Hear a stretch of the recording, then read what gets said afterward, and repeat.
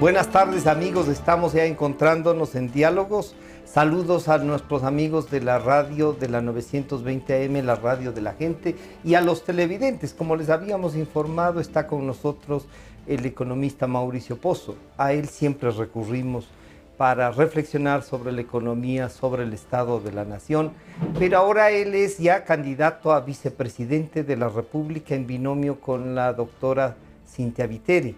Este binomio está respaldado por el Partido Social Cristiano, Madera de Guerrero, La Concertación y algunos otros movimientos en provincias, y también hay grupos de profesionales que ya se han hecho presentes. Enhorabuena, economista Pozo, que haya decidido esta entrada. Usted ha estado más o menos cerca a la política, ha sido ministro de Estado, pero el análisis siempre, y ese del análisis que ha hecho en estos últimos años es casi una, ¿qué sería? Una militancia de la opinión pública. Bienvenido, economista. Muchas gracias Francisco por la invitación. Bueno, la economía sí tiene una cierta cercanía con la política, así como las leyes también. Claro. Son actividades, son las bases, ¿no?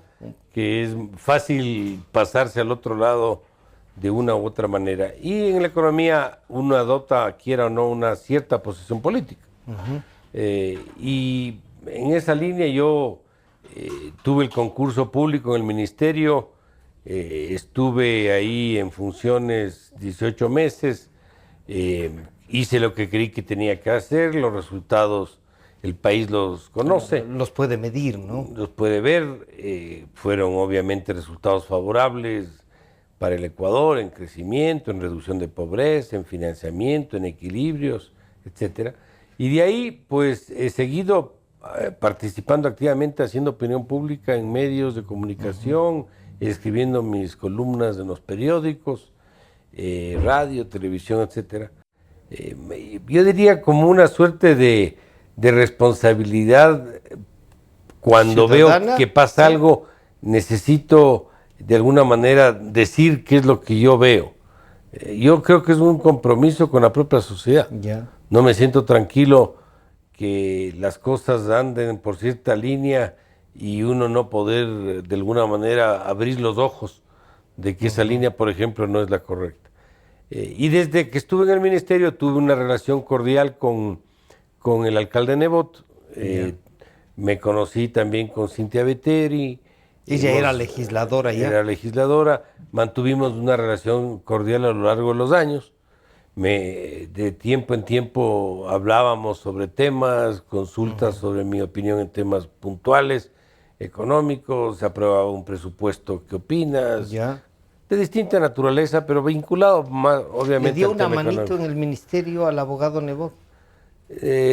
No, hice un tratamiento, yo diría, igual que con cualquier Con todos otro. los alcaldes. Lo que pasa es que Guayaquil es la ciudad más grande del Ecuador, entonces obviamente había veces que conversar y decir, oye, me voy a demorar unos días en pasar la transferencia porque hay un problema de recursos. Entonces hubo siempre una muy buena relación, una comunicación, mutuo respeto. Y yo diría a estas alturas una amistad.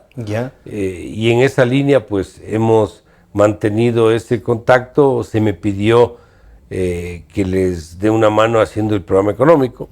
He estado en eso. Antes de comprometerse en la candidatura, usted ya le estaba ayudando. Claro, y de ahí ya tomó más cuerpo, digamos, esto. Y entré a analizar un poco la opción de participar. Nos hemos puesto de acuerdo en los lineamientos básicos de lo que sería un gobierno. Y finalmente decidí participar y con mucho gusto. Me siento muy cómodo. Cynthia Viteri es una persona llena de virtudes, es una mujer inteligente, valiente, frontal, una mujer de lucha, honesta. Tiene múltiples... ¿No es justo esto de que le pongan bajo el tutelaje del alcalde? ¿Le parece a usted que eso...? Yo creo que no, yo creo que ella se mueve totalmente autónomamente, tanto así que inclusive la decisión de seguir con las alianzas de esas que se armaron o no seguir fueron decisiones de Cynthia. Entonces yo creo que está absolutamente definido su propia autonomía y ella toma sus propias decisiones. Obviamente el alcalde es una voz referente por su Por el peso largo específico que tiene, historial, ¿no?, y experiencia y política, pero claro, eso no, es innegable. Pero Cintia toma sus propias decisiones y sobre esa base me he sentido muy cómodo y sobre todo, decía algunos medios, no quisiera ver atrás y mañana ver un país complicado sin y haber dado decir, un aporte. pude aportar y por cuidar mi garantía personal no entré y ve cómo está la cosa. No quisiera eso en mi conciencia y por eso entré a participar. Economista Pozo, usted nació aquí en Quito. Quiteño. ¿Es quiteño de qué parte de Quito? Yo nací en la maternidad de Isidro Ayora. En la maternidad de Isidro Ayora. Y viví casi toda mi vida en la zona de la Floresta. Así que soy de por ahí. Es del centro norte, sería. El centro norte. Ahora sí. Aunque el norte se terminaba mucho antes de lo que claro, ahora es. Ahora es, claro. Pero yo me acuerdo que jugaba fútbol, hacía deporte hasta el Hotel Quito, realmente por la 12 de octubre, y ahí medio que ya se acababa, no había lo que es ahora la parte norte. Ni siquiera la Colón completa, ¿no? Empedrada en esa. Claro, yo viví también en Venezuela 9 años, así que me separé un tiempo de aquí en la época todavía de colegio. ¿En qué escuela estuvo aquí en Quito? Yo estuve en el colegio alemán, en la primaria, antes de terminar la primaria, en 5º grado me fui a Venezuela. Allá me gradué en el colegio alemán también de Caracas. Empecé en la Universidad de la Católica Andrés Bello de Caracas. Hice los 2 primeros años de economía. Y después regresé a Ecuador, continué en la Católica, en la Pontificia. ¿Les rivalidaron las materias? Las materias, no todas, pero había unas de derecho allá y no era compatible derecho por acá. Algunas cosas pero en general sí. Y continué aquí, me gradué aquí en Ecuador y después, bueno, ya me fui a estudiar en el exterior. En el exterior. Su padre vinculado al equipo de mis pasiones, de Laucas, ¿influye eso mucho en la quiteñidad, economista Pozo? ¿Usted es de Laucas o no? Yo soy de Laucas, ¿sí? Claro, eso es una pregunta. Al Fernando sí le he visto en las sesiones de diciembre cuando se hace. No, soy absolutamente de laucauquista. Bueno. De pe a pa, como se dice, o sea, ahí no hay duda alguna. No hay duda alguna. No hay duda alguna. Lo que sí he estado es un poquito alejado del día a día. De las asambleas, esto. Eso no he estado, pero sí soy auquista, sin duda alguna. Y obviamente soy quiteño, o sea, es parte de los quiteños. Mi padre es quiteño, mi madre es quiteña, o sea. Están las raíces. Están las raíces absolutamente. ¿Qué recuerdo le viene del padre economista Pozo? Bueno, mi papá se retiró. Mi papá, como usted conoce, fue un futbolista muy famoso. El estadio de Laucas lleva su nombre. Así es. Y él se retiró cuando yo tenía 1 año de edad. Entonces yo obviamente no tengo la historia, no tengo memoria de eso. Todo lo que sé es en base a lo que él me ha contado y lo que me han contado muchas personas.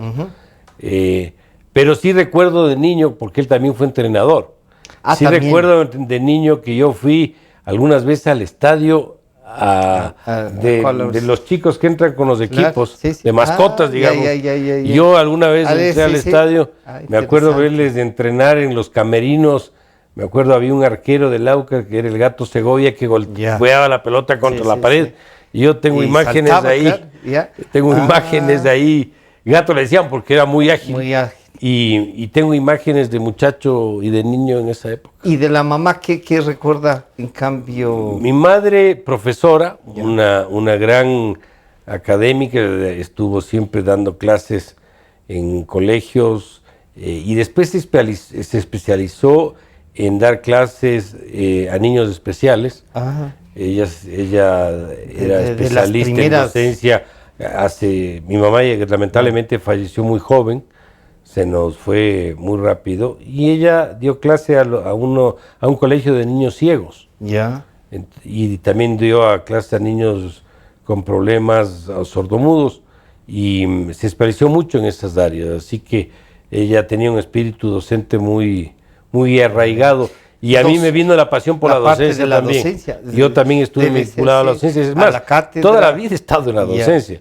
En los últimos años, dando menos clase, pero sí dirigiendo programas. He sido decano de universidad, he sido director de posgrados. He estado vinculado a la docencia en varias universidades. Esta es una herencia materna casi. Sí, he estado vinculado ahí.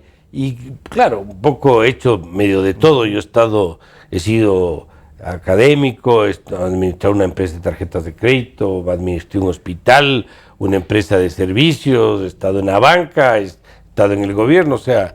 ¿Es lo mismo ser banquero que bancario o no? No, alguna vez alguien decía en broma, bancario es el que trabaja en el banco, banquero es el dueño del banco.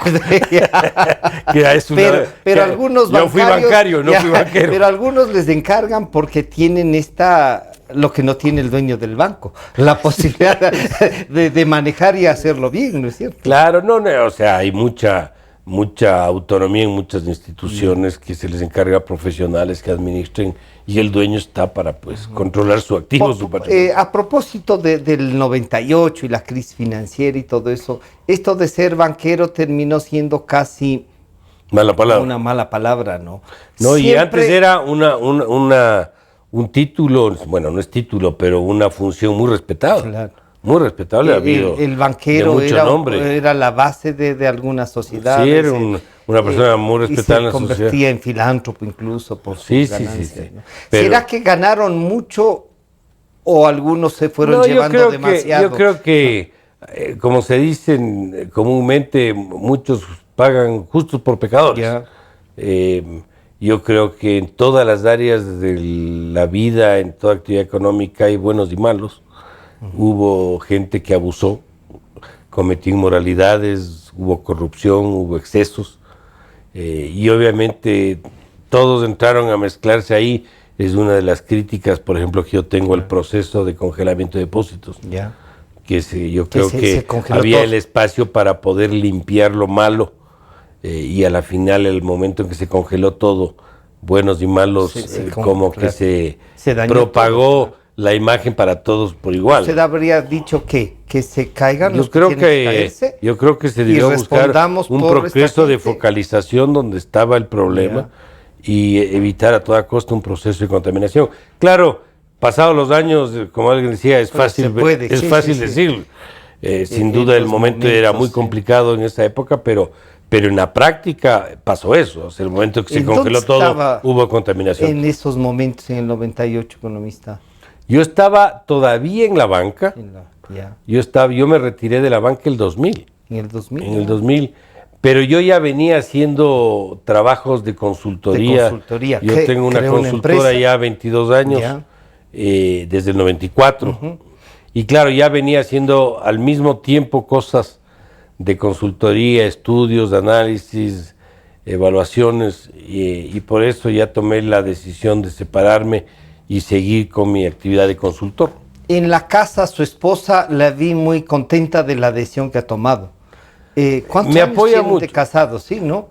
De casados, ya hasta pierdo pero voy a tener 31 años de casado. 31 años. ¿Cuántos hijos? Tres. 3 hijos. 3 años. 32 años, perdón, 32 años. El uno no fue vida. No hay cómo equivocarse en esto. Tiene una esposa que hace vida pública. Ella tiene la cofradía del vino. Bueno, no es que tiene, ella trabaja en una corporación sin fines de lucro que se llama la Cofradía del Vino, que es una institución que busca fomento de la cultura del vino. Ahí no se hace negocio del vino. Lo que se hace es el fomento de la cultura, entonces se dan cursos, se da capacitación, se hacen viajes de prospección a sitios productores internacionales de vino. Y participan varios sectores del turismo y todo eso, ¿no? Claro, y ahí están importadores, están distribuidores. No, yo he participado en algunas catas. Es un tema Tengo amplio hasta de certificado, cultura. No sé realmente por qué me han dado, pero hay una certificación. ¿Ella le respalda en todo? Sí. Me ha respaldado ¿Qué le ha mucho. dicho? ¿Qué le dijo? ¿Cómo fue la discusión? Cuando empiezan las conversaciones, siempre es más o menos igual, o sea, un poco que te queda viendo y dice, ¿y ahora qué vas a hacer? ¿Con qué novedad pensarás bien lo que estás haciendo? Claro, pero no, ya tomada la decisión, pues el apoyo es total. El apoyo es total. Hemos pasado reunidos con mi familia, gracias a Dios, mis hijos son profesionales todos y gente inteligente que puede aportar, entonces hemos estado ellos y obviamente otras personas aportando un poco de cuál creemos que debe ser la estrategia. Entonces, por ese lado está, nunca Estoy hubo... cubierto, no, sí, respaldado y tengo el total apoyo familiar. nunca hubo así decir, oye, ya en el ministerio un poco te cargó, Bueno, te no cargó es la mano la vida pública, si bien has respondido, pasaste, sigues caminando en las calles, no te persiguen. Yo le decía a alguien, uno sabe el día que entra y cómo entra, nunca sabe Claro. cuándo sale y cómo sale. Y cómo sale, sí. Entonces, si hay un riesgo, yo en broma decía, esto es una suerte de deportes extremos, porque uno Sí. está medio al filo del precipicio en el tema, pero también es una responsabilidad. Hay que tener primero la fortaleza para afrontar los problemas que se avecinan, que se presentan. Hay que tener los conceptos claros. Para mí ha sido un puntal en la gestión pública, el tener siempre un horizonte, un norte a dónde caminar, a dónde dirigirme. Uno en el trayecto puede hacer ciertos vaivenes, pero nunca perder el norte. Claro, y yo creo que sobre esa base se toman mejores decisiones. Los hermanos... Mis hermanos, total apoyo, igual, sí, somos muy cercanos. Sí, mantienen, alguno no resultó correísta. No, son gente... A mí me salió uno, pero ya has recapacitado. Está madurando. Has recapacitado y dice, como que tenías razón. No, ellos obviamente me dan todo su apoyo y su respaldo. Somos una familia muy unida. Yeah. Entonces ellos... me dan sus opiniones, me critican sin como deben ser para desviaciones, sino de frente cuando ven alguna cosa que no les parece, desde una entrevista que creen que no lo hice bien, hasta alguna declaración que están en desacuerdo por algún tema. Así que tengo ese feedback, como se llama, esa retroalimentación para ir mejorando. Mauricio, si es que usted fue ministro de Economía del señor coronel Lucio Gutiérrez, en un momento donde Lucio un poco recogió gran parte de la izquierda y el pensamiento progresista del Ecuador. ¿Usted consideraría que es un tipo de centroizquierda, de izquierda, de centro derecha? En el pensamiento, ¿cómo se calificaría? Hace años, en mi etapa universitaria, yo tuve algún momento alguna suerte de simpatía por la democracia popular, que era la democracia cristiana. Ahora es la democracia cristiana. Ese era en esa época. Ese era el partido del pensamiento. Pero con el paso de los años, Francisco, para ser bien francote, como se dice, me he ido siendo cada vez más alejado del tema ideológico, me he hecho más un pragmático, más ecléctico, si cabe la palabra. Creo que sí hay que darle al Estado un rol importante en una determinada coyuntura, pues creo que hay que hacerlo. El sector privado tiene que hacer su trabajo en lo que le corresponde. Creo que el Estado no está para ser empresario, creo que ese es un trabajo que no le corresponde, como el sector privado tampoco está para tener las Fuerzas Armadas. O sea, cada uno en su carril. Rol.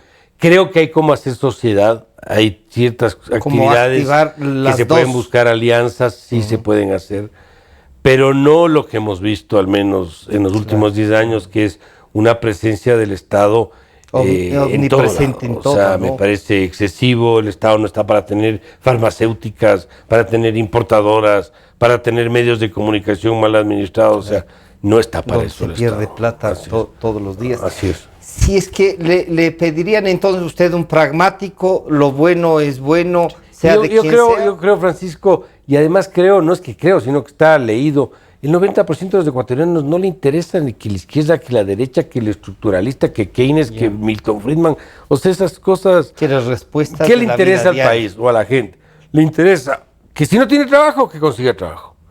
Que si tiene el trabajo, no lo pierda. Que si el niño se enferma, pueda ser atendido en un hospital de manera adecuada. Que si el niño ya le toca entrar al colegio, que encuentre un colegio, que la educación sea la correcta. Que si salen a pasear no les asalten en las calles. Es lo que le interesa a la gente. Que la izquierda, que la derecha, que el Friedman, que la perestroika, que después, o sea, estos temas son más de círculos más académicos, más entendidos. Pero sí ayudan a ubicar el rumbo. Eso sí. ¿Es cierto? Sí, el rumbo yo creo que en eso hay coincidencia inclusive. ¿Tiene usted un rumbo social Y yo tengo un rumbo, creo yo, claro en el sentido de buscar un horizonte, un norte, tener una luz a donde dirigir. ¿Qué es lo que yo creo? Yo creo que el Ecuador tiene un potencial gigantesco. Creo que no es un país pobre, yo creo que este es un país rico, que ha sido mal administrado, sí, pero creo que el potencial es enorme. Si no, Francisco, dígame, ¿qué no tiene el Ecuador?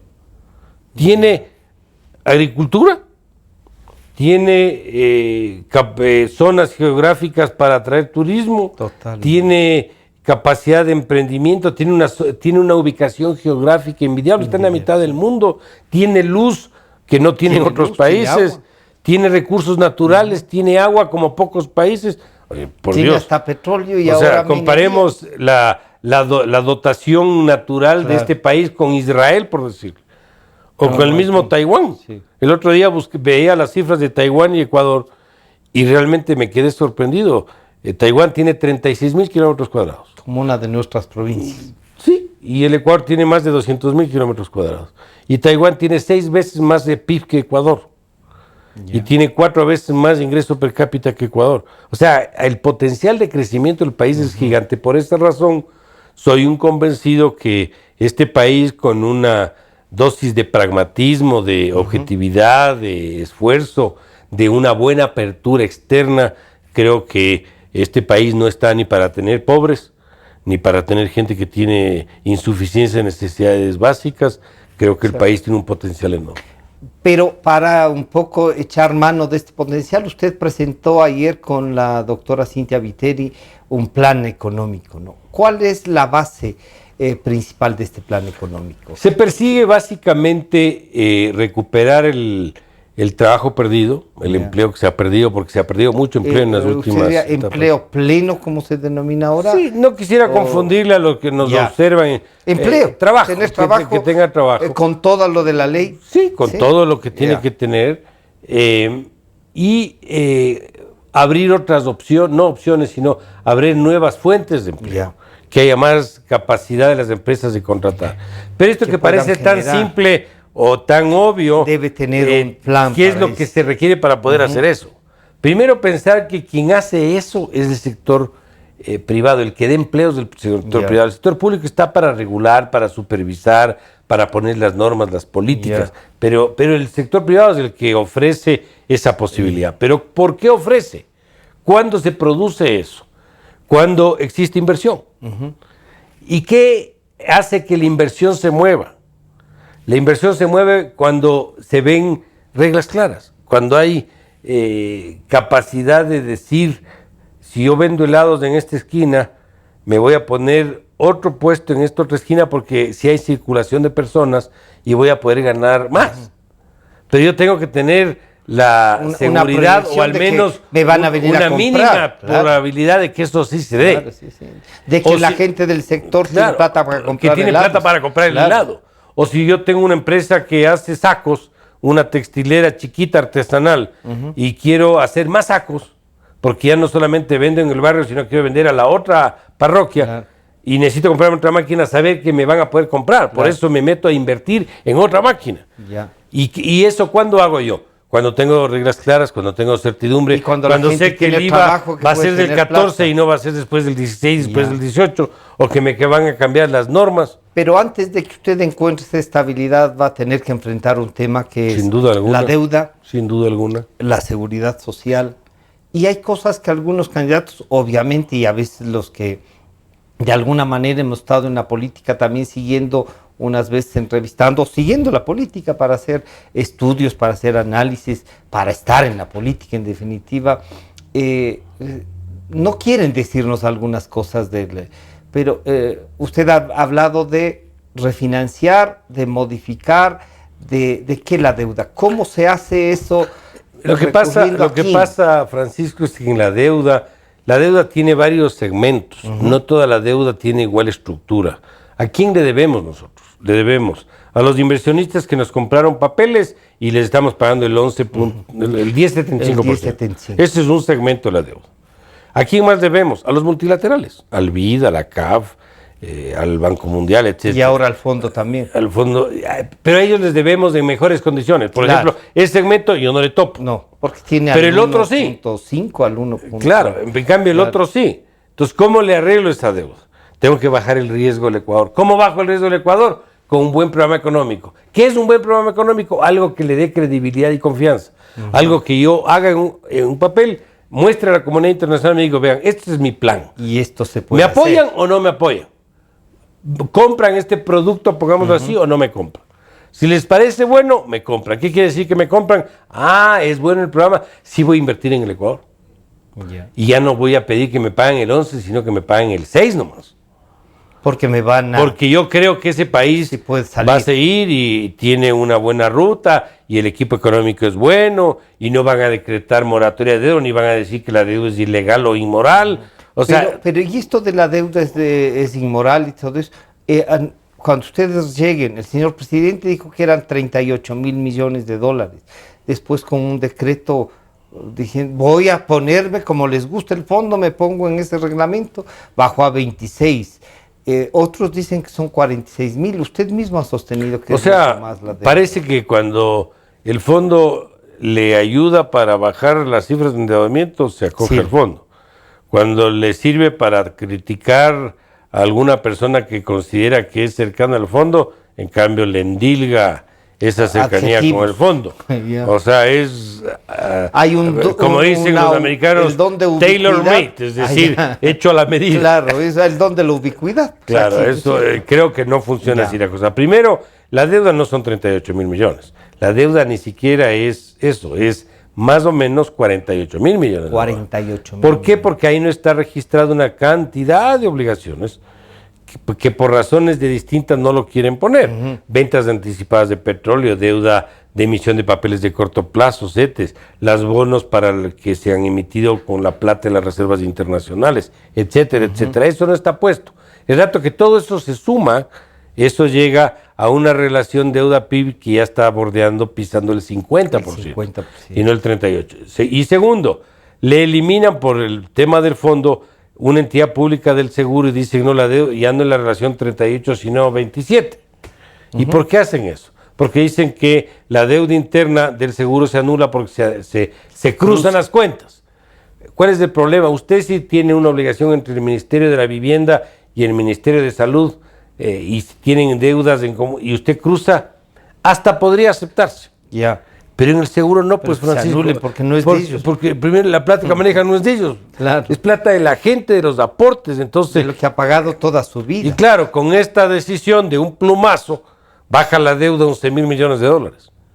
Me parece que si así vamos a ajustar el presupuesto, eso es como decir, entonces no voy a pagar. Pero bueno, ya dijeron eso con 1.000 millones de dólares que eran producto de la AGD y les declararon. Claro, ese es el miedo que... Y no solo eso, pues, y le quitaron el patrimonio. Eso estaba en el patrimonio central, de la noche a la mañana, cero. Desaparecieron, sí. Y el aporte del 40% de las pensiones también de una sola, cero. ¿Usted regresará a ese aporte del 40%? Nosotros vamos a volver a generarle patrimonio a la institución. No le vamos a desproveer de los recursos legítimos que tiene. Y a la Seguridad Social le vamos a dar todas las fuentes que corresponda. La Seguridad Social no porque tiene liquidez, ahora decimos, entonces ya no le doy el aporte. Cuando el concepto es otro, la liquidez es una cosa, la solidez financiera de largo plazo es otra. Eso es para salvaguardar jubilaciones futuras. Y si tiene tanta liquidez, ¿por qué salieron pues a pedir préstamos afuera? De 80 millones, dos operaciones para no sé qué objetivo. Para hospitales, ¿no? Y pero si no dice que tiene tanta plata. Y sale a endeudarse afuera. Buenas condiciones. Se revisará entonces todo lo de la seguridad social. Todo eso hay que revisar. Hay que hacer una ley de seguridad social nueva. Francisco, yo creo que voy a poner el ejemplo de dos instituciones. No digo que sean las únicas, hay muchas más. Banco Central y IES. Hay que convertir las instituciones en autónomas, independientes. ¿Usted volvería a la autonomía? Absolutamente. Central, ¿sí? Yo soy un fiel seguidor de la autonomía de este tipo de instituciones. Yo le daría al Banco Central, por ejemplo, una autonomía para que cumpla el rol que le corresponde. No porque no puede emitir dinero, porque estamos realizados, no tiene un rol. Que provea de información certera y segura, confiable. Dos, que opine sobre eventos que tienen que ver con el quehacer nacional, deuda, como endeudamiento, como la aprobación del presupuesto del Estado, entre muchas otras, que sea el custodio de la liquidez de la economía, que sea el garante de la dolarización. Esos son los roles del Banco Central. Usted, pero ahora el Banco Central comenzó en los años, cuando llegó la Revolución Ciudadana, se quedó como con 740 funcionarios. Ahora sé que pasan de los 1.200, 1.300. Seguramente, como el resto del sector público. ¿Será entonces que un achicamiento del Banco Central? No quiero adelantarme, hay que llegar. Pero eso es el objetivo, ese es el norte. Igual en el seguro. O sea, el seguro no puede seguir. ¿Lo del banco del BIES está bien?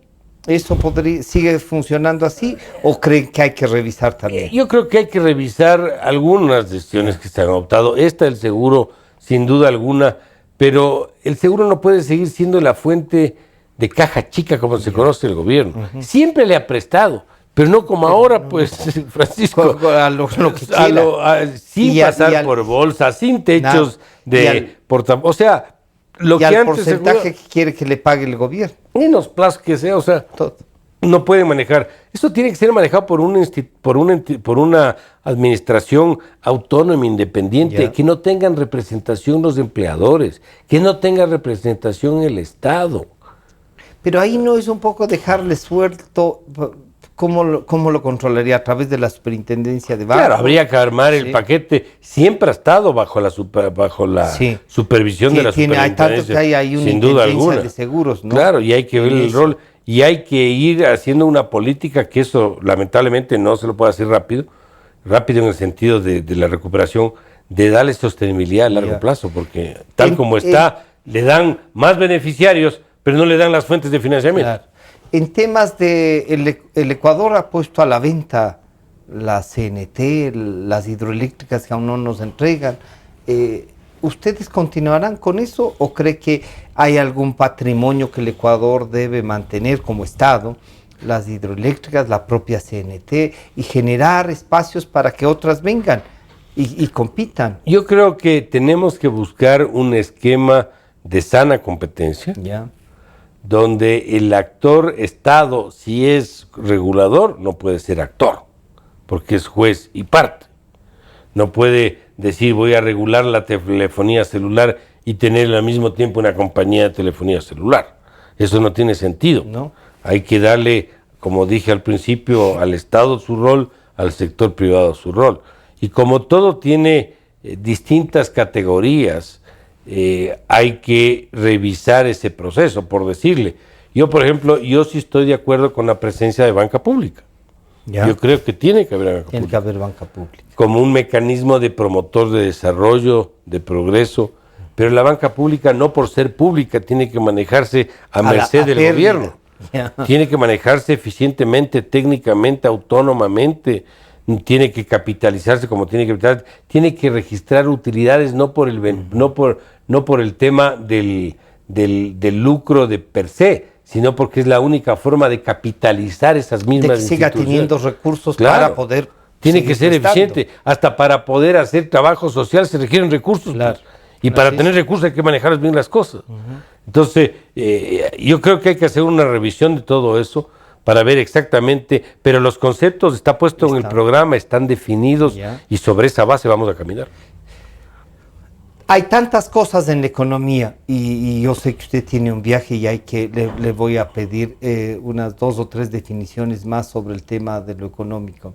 Le he visto poniendo un ejemplo, le he escuchado además de que si alguien es rescatado en un desierto, tampoco hay que irle y darle un galón de agua, decía usted, o un litro de agua, lo que sea en agua, que no ha tenido. Claro, una persona que no ha comido, Francisco, 5 días, no ha tomado agua, usted le da una hamburguesa y un galón de agua y le va a matar. Claro. Tiene que recuperar esto en un proceso. ¿Cómo se dosifica eso? Usted tiene que ordenar las finanzas públicas, por un lado, y al mismo tiempo tiene que darle oxígeno al sector privado. Porque si usted llega y aprieta acá, le quiebra la economía. Se asfixia. En economía uno algo aprende a lo largo de los años y la experiencia. Usted no puede ni replicar las dosis, ni replicar las formas, tiene que adaptar a cada momento, a cada coyuntura, lo que es adecuado para esa coyuntura. Porque la gente dice que los paquetazos, que las decisiones del pasado, olvídense, ¿ok? Cada momento es distinto. Si usted llega a apretar en todo lado, le quiebra la economía y va a tener va a generar una recesión como la que proyecta el fondo de 5 años. Yo no quiero eso. Si yo le diría no es que no quiero, no debo hacer eso. Si usted compara la economía cuando recién comenzó en el gobierno y usted era ministro de Economía, con la actual, ¿está peor que esta o las condiciones son más o menos parecidas? Son distintas las condiciones, primero por el tamaño del sector público. Yo manejo un presupuesto con todo el sector público de cerca de 6,000 millones. Claro. Estamos hablando ahora de un presupuesto solo del gobierno central de 30,000 millones. O sea, estamos hablando de otra cosa. Primero. Segundo, había una estructura distinta que la que tenemos ahora. Habían instituciones que sí estaban operando como deben operar. Claro, por Banco decirle, Central, por ejemplo, un banco central. Eso ahora no tenemos. No hay. O sea, si hay sus diferencias. Habían 16 ministerios, ahora hay 45 ministerios, por Dios, Francisco, eso es inmanejable. Entonces yo creo que las realidades son distintas. Esa situación era grave porque inclusive la liquidez que tuvimos fue de 7 millones de dólares. Claro. Esa era la caja que había. Pero entregaron con una de cerca de 5,000. Más o menos el fondo que se entregó, no solamente yo, sino la continuación de la gestión que fue con Mauricio Yepes, fue de alrededor de 3,000 millones de dólares. Que eso después, obviamente, ya sabemos lo que pasó. Claro. Pero a lo que voy es que son distintas las realidades. Yo creo que ahora el momento es, yo diría, más complicado. Es más complicado porque por el tamaño ahí, por ejemplo, estábamos en un proceso de reducción de deuda pública. Claro. Venía cayendo la deuda y nosotros lo que hicimos fue continuar ese proceso. Ahora vemos el proceso contrario. Claro. Está subiendo la deuda y hay atrasos también, a pesar de que también había, pero los volúmenes son distintos. Claro. Entonces, no hay tanta similitud, yo creo que son momentos distintos diferentes. Y hay que ver mecanismos distintos y la economía ecuatoriana también es diferente en este momento. Economista Pozo, las primeras medidas ya políticas que usted tomaría, proyectos de ley, está con, aquí va a tener a Santiago Guarderas de candidato ya, un exdecano de Derecho. ¿Hay un contacto ya con sí, por supuesto que hay contacto, pero no estamos todavía en la coyuntura de anunciar cuál va a ser el decreto 001. Lo que sí le puedo decir es cuáles podrían ser algunas decisiones. Lo del Banco Central que ya le mencioné, es una de esas. Botarle al tarro la ley de comunicación, que creo que es algo... Iniciar un proceso de reanimación de las relaciones internacionales urgente con un cronograma para suscripción de acuerdos con otros bloques, eso es algo que nos parece fundamental. Creación de un decreto, a través de un decreto, la creación de una comisión de renegociación y refinanciamiento de la deuda externa, que son otras lecciones que hay que arreglar, es decir, ahí tiene algunas, no me pregunte cuál primero, cuál después, pero ahí van. Por ahí van las cosas. ¿Usted cree que el triunfo del señor Trump en los Estados Unidos genera más incertidumbre, dificultades? Hay que verle, yo creo que todavía es prematuro sacar conclusiones. Podemos anticipar algunas cosas. El discurso ha sido una cosa y podemos anticipar algunos temas, por decirle, si él va a hacer gasto público mayor, voy a poner el ejemplo, para construir el muro con México y entre otras cosas que ha dicho. Pero buscamos cementos para venderle. Probablemente lo que pase es que las tasas de interés van a subir. El FED va a entrar a regular eso, va a subir las tasas, ahí el financiamiento para nosotros es distinto. Caro. O si mismo no le creen y hay preocupación, pueden salir capitales, en cuyo caso puede ser que parte de estos capitales puedan caer recibir algo generando un ambiente. Si se pone la economía ahí, de alguna manera con tasas intermayores, una economía que no tiene tanto impacto de salida puede generar un fortalecimiento del dólar, en cuyo caso sí nos perjudicamos porque nos volvemos más caros. Pero todo esto son supuestos. Casi son unos supuestos. Hay que ver qué pasa. Una cosa final, el costo del dinero en el Ecuador es alto. Han vuelto a cobrar algunos puntos los bancos por uso de tarjetas, por un montón de cosas. Usted termina viendo en los bancos el tema de lo que ha gastado en el banco y hay nuevamente. ¿Cómo bajar este costo? Los banqueros han ganado mucho dinero en estos 10 años, sí han ganado. ¿Cómo lograría bajar eso? Las tasas de interés en el actual sistema y en este gobierno han sido administradas directamente por la autoridad pública. No ha habido ahí... O sea que este tamaño es porque entonces el gobierno ha autorizado. Claro, pero a lo que voy es que las tasas de interés no han respondido a la coyuntura. Ya. No han respondido cuando hay liquidez más grande, cuando hay liquidez más pequeña, han seguido igualito. Cuando el riesgo ha subido, cuando el riesgo ha bajado, han seguido igualito. O sea, no se han movido, no responden a las condiciones del mercado, lo cual es un error. ¿Por qué razón? Porque si responderían así, por ejemplo, en un momento de más riesgo, las tasas suben, claro, pero usted no cierra el crédito, lo cual le ayuda a la economía. ¿Por qué razón? Porque no hay crédito más caro que el que no existe. No existe, sí. Entonces, ahí pueden regular. Pero una de las formas, no la única, una de las formas es atrayendo inversión extranjera para el sistema financiero. Yo creo que el Ecuador requiere... por otros bancos? Pero sin duda, ¿sí? Sin duda. Pero bancos grandes que puedan venir a dejar... Porque estos bancos van a meter presión al mercado y van a botar abajo los costos. Y eso va a abaratar el financiamiento para las empresas. A propósito de esto, ¿usted espera llegar a la segunda vuelta con Cintia? No es que espero, sí. Vamos a llegar. No tenga dudas en eso. Que no hay duda, ya. Vamos a llegar. ¿Y con quién espera disputar la segunda vuelta? ¿Será con Moreno? Habrá que ver, habrá que ver. Con Lazo, que sí es su amigo, ¿no? Habrá que ver. Yo tengo buena relación con muchos, no tengo por qué no tenerla. Moncayo. No tengo por qué no tener la relación. Obviamente mi relación más lejana es con el actual gobierno. Pero nosotros vamos a llegar... y habrá que hacer todo lo que haya que hacer para poder llegar a la presidencia. Para ganar, ¿va a visitar las provincias? ¿Va a hacer campaña o va a estar trabajando ya? No, voy a buscar, recuerde que la semana tiene solo 7 días y cada día tiene solo 24 horas. Solo 24 Entonces hay que ver qué puedo potenciar en esas restricciones, pero obviamente voy a estar la mayoría del tiempo en Quito, ese es mi bastión. Tendré que irme a Guayaquil, hoy mismo me tengo que ir a Guayaquil y tendré que visitar otras zonas de la sierra y de la costa, pero esto es un tema más de interno de organización donde poner las presiones para esto. Bueno, ahora le agradecemos que nos haya dado este tiempo, le queda muy abierta la puerta para seguir conversando, desarrollar un poco, vamos a ver el plan económico que ha presentado e irlo desarrollando, invitado siempre. Esta ha sido su casa, no ahora que es candidato, sino siempre que ha tenido la gentileza de venir y ayudarnos en el análisis. Suerte en esta decisión que ha tomado. Muchas gracias, Francisco, muy amable. Ha estado con nosotros el economista Mauricio Pozo, candidato a la vicepresidencia de la República con doña Cintia Viteri. Están por el Partido Social Cristiano Madera de Guerrero, las listas 6. Estaremos conversando con él, ¿no? Se agradece que la gente haga política, ciertamente. A los que nos gusta y se comprometen en la lucha, nosotros agradecemos. La decisión está en ustedes. Ha estado con nosotros nuevamente el economista Mauricio Pozo y a las 3 de la tarde ya estará a disposición este diálogo que hemos tenido con él. Gracias nuevamente. Gracias.